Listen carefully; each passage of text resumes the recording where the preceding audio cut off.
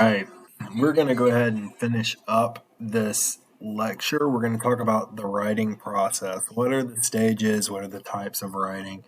And then we're going to go from there. Again, this is just basic information. I'm not trying to overwhelm you. I know you've had a course introduction and all of those pieces, but this information is important. So, what are the steps of the writing process? So, there is pre writing.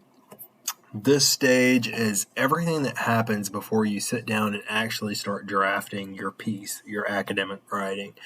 This is brainstorming. This is developing your ideas, free writing to maybe hone in on an idea that you can better approach because you understand it better. This is planning and structure for longer pieces. This is really this is background research. This is looking through a prompt and researching a prompt and understanding all the pieces of that prompt before you can respond to it. There is the writing or drafting phase. That's where you're actively writing.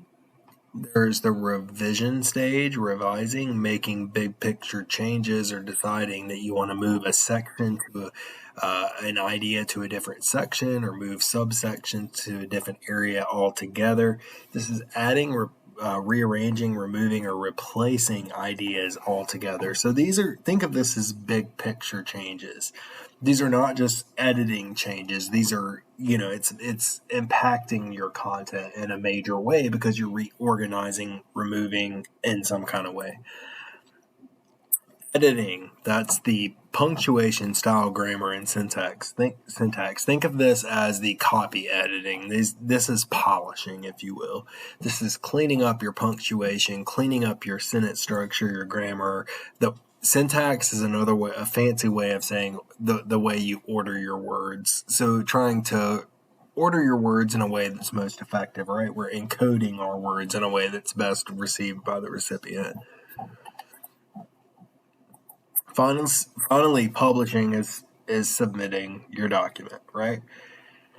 So most of our work is going to be dedicated to pre-writing.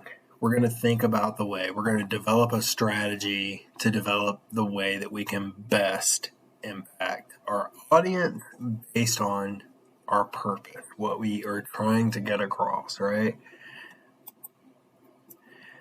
Some forms of academic writing, one thing I want to point out is that all of these forms of academic writing you see in front of you are what are referred to as expository writing. That simply means these are writing pieces that are intended to inform, make claims, or provide steps to a process.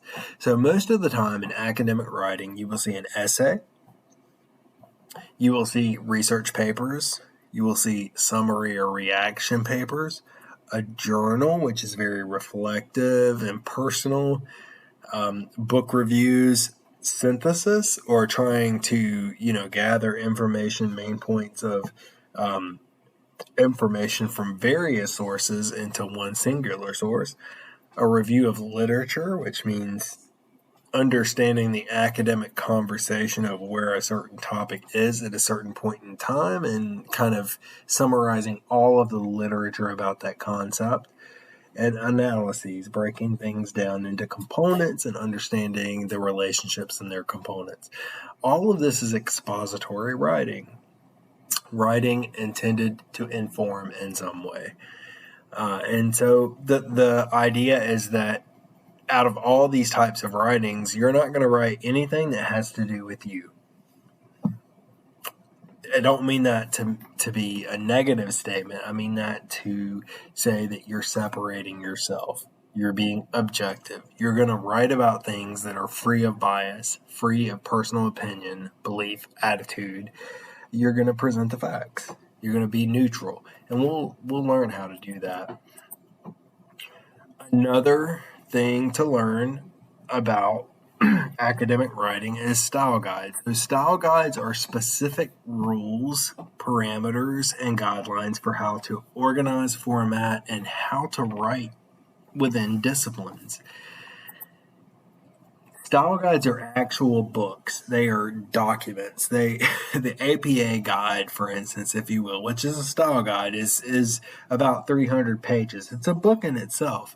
Same way for MLA in Chicago and the Medical Association of America, or American Medical Association (AMA). They're all books.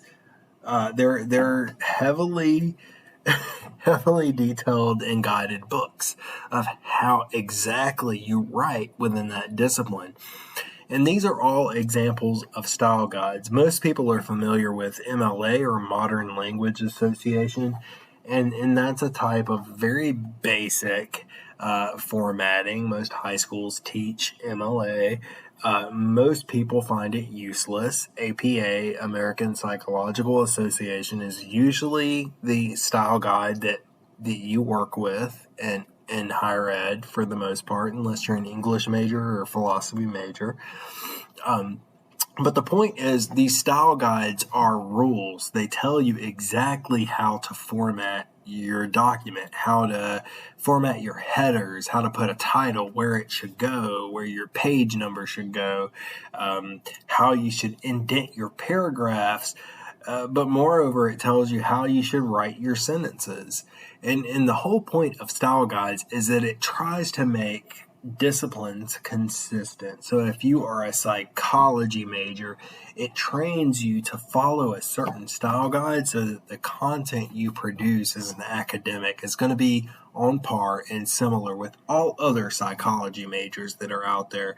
Same thing with communication. It's going to teach you to be a communication writer. You're going to produce all of your writing and research in line, the same with every other communication person out there who's doing the same thing. It's keeping you on par and in line and incongruent with the same writers in your discipline.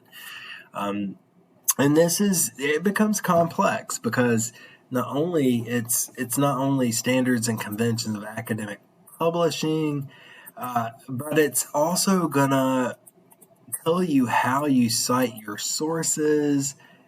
I mean, it's going to dictate how you write your sentences, how you cite your reference citations. There's a specific way you do it, and it's really nitpicky, and you'll find this when we start actively doing this, but it's necessary. Because if you start looking at the idea of writing across disciplines, you have to start approaching ideas and analysis from a consistent point of view. You have to be able to understand that if there's a complex issue that I'm understanding or trying to understand, or a study, there's a consistent format for how I will look for the information I need to better understand that issue, right? And so style guides tell you everything you need to know, from margins to how you cite your sources to how you format your cover page, all of that information. What we're going to use in this class is APA, or American Psychological Association. This is what you're going to see.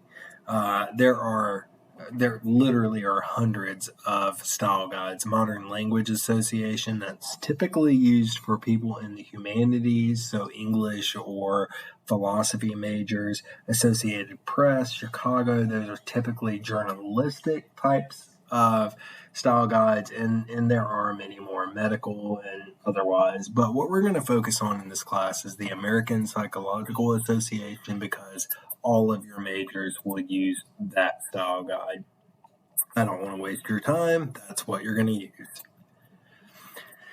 We have to talk about plagiarism. Plagiarism is the intentional or unintentional adoption of ideas, words, or phrases of another individual as one's own. So, in other words, adopting someone's intellectual property as if it were your own. This happens a lot unintentionally, but it does happen intentionally also. This is something we are going to avoid at all costs, but we will talk about that later. So, big takeaways. What are the end goals? Developing a strong academic tone. Taking your writing from being conversational, choppy most of the time, using small, basic words, and transforming that into something that will bolster your credibility. A strong academic tone.